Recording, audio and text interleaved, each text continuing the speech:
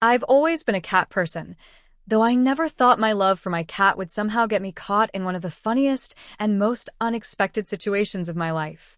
My name is Linda Parker, and I live in a quiet suburb in Illinois. My family is scattered across different states, but we still make an effort to stay close. Out of all the family members who visit me most, my nephew Ethan is at the top of the list. He's in college, just turned 20, and he likes to stop by my place whenever he wants a break from dorm food, a quiet study space, or just the comfort of being around family. Ethan has always been close to me, ever since he was little. His parents, my brother Jeff and his wife Karen, live about an hour away, so I've been a big part of his upbringing. I've babysat him, taken him to school plays, and cheered at his baseball games when he was younger. Now that he's grown, our relationship has shifted into something more relaxed, but the bond is still there.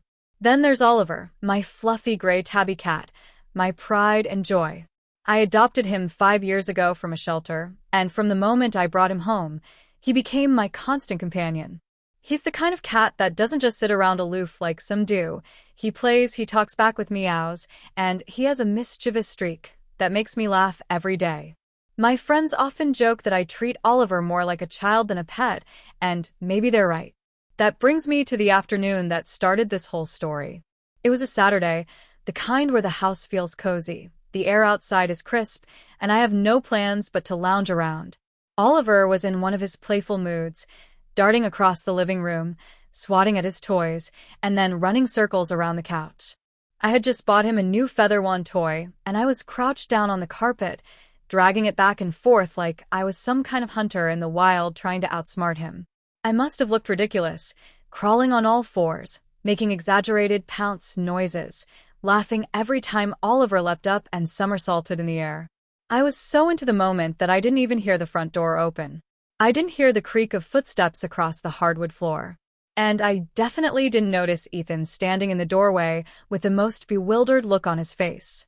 "Aunt Linda," his voice broke my trance.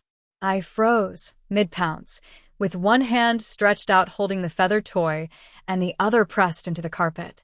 Oliver, oblivious to the interruption, latched onto my arm like it was part of the game, batting me with his paws. I looked up and saw Ethan trying and failing not to laugh. His mouth was twitching, and his eyes were wide, like he had just caught me doing something bizarre. "Oh my gosh, Ethan." I scrambled to stand, brushing cat hair off my sweater. "You scared me half to death." "Scared you?" he chuckled, stepping further into the room. "I think I'm the one traumatized here. What were you even doing?" I felt my cheeks flush. "I was playing with Oliver. That's all. Nothing weird about that." Ethan dropped his backpack on the couch and shook his head with a grin. "Aunt Linda, you were crawling on the floor meowing. I thought you were having some kind of episode."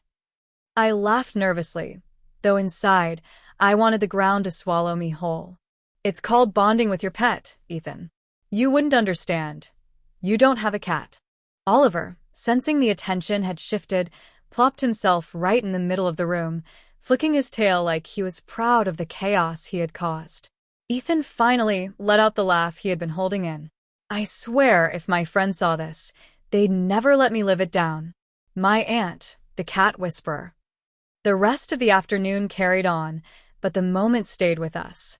Ethan kept teasing me, imitating my crawling stance, making little meow noises whenever I walked past.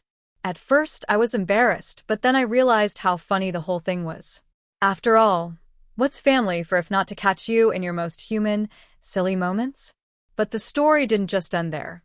Ethan's catching me moment became kind of a running joke between us, and as time went on, it turned into something deeper. A reminder of the bond we shared and how even the most awkward situations can strengthen family ties. A week after that incident, Ethan stopped by again, this time with his laptop in tow. He had a big project coming up and wanted to work on it at my place. I made us coffee while he settled at the dining table, and Oliver, of course, decided that the middle of Ethan's notebook was the perfect place to sit. "You know," Ethan said, scratching Oliver's chin, "I get why you act the way you do around him. He's pretty great." I smiled. "See? You're starting to understand cat life." That afternoon, instead of studying, Ethan got distracted playing with Oliver. He dragged the same feather wand across the floor, laughing every time Oliver flipped in the air. At one point, Ethan was on his knees, mimicking exactly what I had been doing the week before. I crossed my arms, raising an eyebrow. Well, look who's bonding with a cat now. Ethan gave me a sheepish grin. Okay, fine. I get it. Don't tell anyone, though. I have a reputation to uphold. We both burst out laughing, and in that moment, the embarrassment I had felt earlier completely melted away. What started as an awkward, caught-in-the-act situation had become an inside joke and a shared memory. Over the following months, Ethan started visiting more often, sometimes just to see Oliver. He'd bring him treats, toys, even a little scratching post he found on sale. And each time, we'd joke about how he once caught me being a cat myself. Looking back now, I realize how small moments like these are the ones that matter most. Family isn't just about the big milestones, graduations, birthdays, weddings. It's also about the little things. Laughing until your stomach hurts over something silly, catching each other off guard, and sharing pieces of everyday life that become unforgettable stories. Ethan may have caught me in one of the most ridiculous moments of my adult life, but he also reminded me that it's okay to be silly, to play, and to enjoy life without worrying about how it looks from the outside. Oliver, of course, still rules the house, and he doesn't care one bit if I crawl on the floor or make a fool of myself for his amusement. In fact, I think he enjoys it.